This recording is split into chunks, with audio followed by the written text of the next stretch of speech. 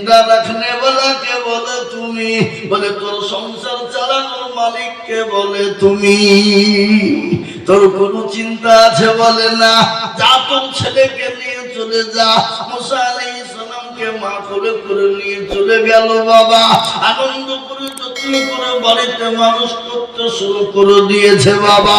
একদিন ফেরাউন বলল, কই গো আমার কলিজার সন্তানটাকে একবার দাও দিনি, একবার আমি দেখতে যাই, এবার লাগবে মজা। হ্যাঁ লিয়াসো দেখি আমার ছেলেকে দেখি কেমন হয়েছে।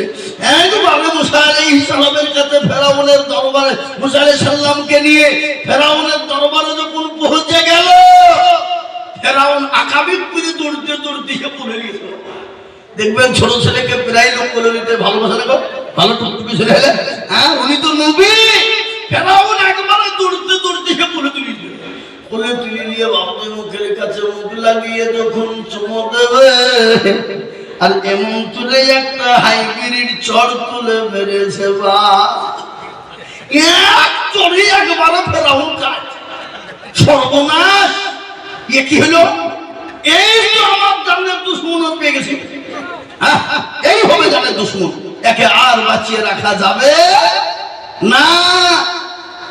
সব জল্লাদ যত রকমের ছিল দল বল একবারে ফেরাউনের দরবার জমা হয়ে গেল। কাকে? মুসা আলাইহিস সালামকে মেরে দেবে। কিন্তু বাবুজি আমি তো আগেই বলেছি মারনেওয়ালাকে, জোরে বলুন কে? আর জিন্দা রাখনেওয়ালা আল্লাহ। কিন্তু দরদে মুসলমান আসিয়া দৌড়তে দৌড়তে এসে বলছে, আগো কি হলো, কি হলো কি? হ্যাঁ আমি তোমাকে আগেই বলিনি যে এই আমার জানের দুশ্মন হবে, একা রাখা যাবে না? লাগো কি হইলো বলো না। বলে তোমাকে আগেই বলেছি আমার দুশ্মন। বলে আরে কি হইলো বলার নাই, কিছু নাই তো ভুলবা তো নাকি?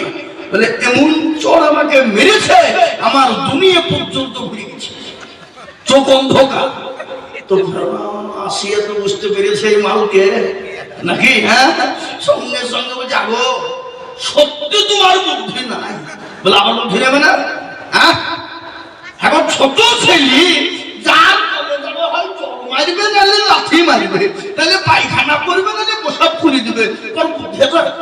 লেগো ছোট ছেলে বুদ্ধি নাই জানলো, কিন্তু চোরের এত ওজন হইল কি?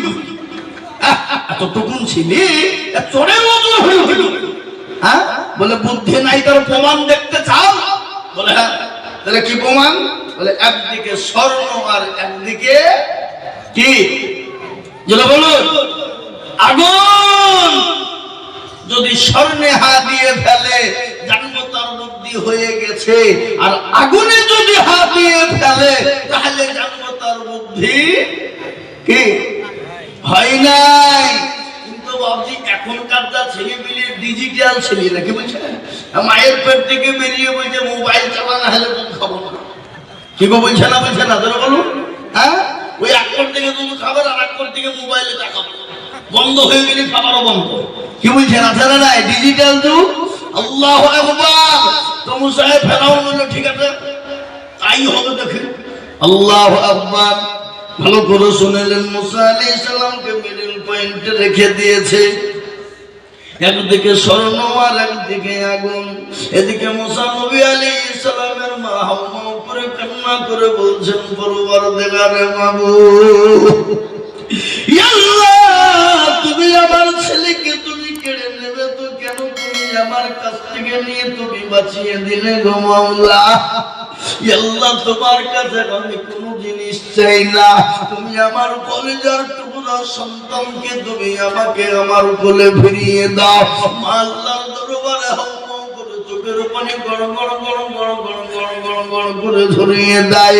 মা কান্না করে চলে যায়, চোখের পানি ফেলে দেয়, আল্লাহকে বলে আল্লাহ আমার সন্তানকে তুমি আমার বুকে তুমি ফিরিয়ে দাও গো মাওলা। এদিকে আসে আল্লাহর কাছে হাতটা তুলে দিয়ে বলছেন, পরওয়ারদিগারে আলম, মিশরের মাটিতে সবাই আমার স্বামীকে খোদা বলে মেনে নিয়েছে, রব বলে মেনে নিয়েছে গো মাওলা, কিন্তু আমি আসি আল্লাহ আমার স্বামীকে স্বামী বলেই মেনেছি, আমি খোদা বলেও মানি নাই, আমি রব বলেও মানি নাই, আমি একমাত্র তোমার তোমাকে খোদা বলে মেনে নিয়েছি, রব বলে মেনে নিয়েছি। আল্লাহ তুমি যদি চাও এই ছেলেকে দুনিয়ায় রাখবে, পৃথিবীর কেউ পারবে না তাকে মেরে দিতে।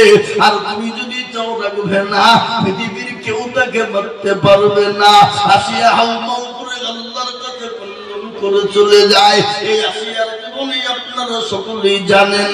ফেরাউন আসিয়াকে বলেছিল, আসিয়া আমাকে একবার খোদা বলে মান, আমাকে একবার রব বলে মেনে নে। আসিয়া বলেছিলেন, প্রাণের স্বামী, আমি তোমাকে স্বামী রূপে ছাড়া কোনো রকম তোমাকে খোদা বলে মানবো না, কোনো রকম তোমাকে স্বামী ছাড়া আল্লাহ বলে মেনে নিতে পারবো না। ফেরাউন অর্ডার দিয়ে বলেছিল জল্লাদের দলেরা, এই আসিয়া তাকে মরুভূমির প্রান্তে নিয়ে যাও, উলঙ্গা করে দিয়ে প্যারাকের উপর তাকে শুইয়ে দাও, কাঠের উপর প্যারাক দাও, প্যারাকের উপর সাত করে শুইয়ে দিয়ে বুকের উপর পাথর চাপিয়ে দাও। আর বলো যতক্ষণ পর্যন্ত ফেরাউনকে খোদা বলে না মানবে, আল্লাহ বলে না মেনে নেবে, আমাকে যতক্ষণ পর্যন্ত স্বীকার না করবে ততক্ষণ পর্যন্ত পিটনি শুরু করে দাও।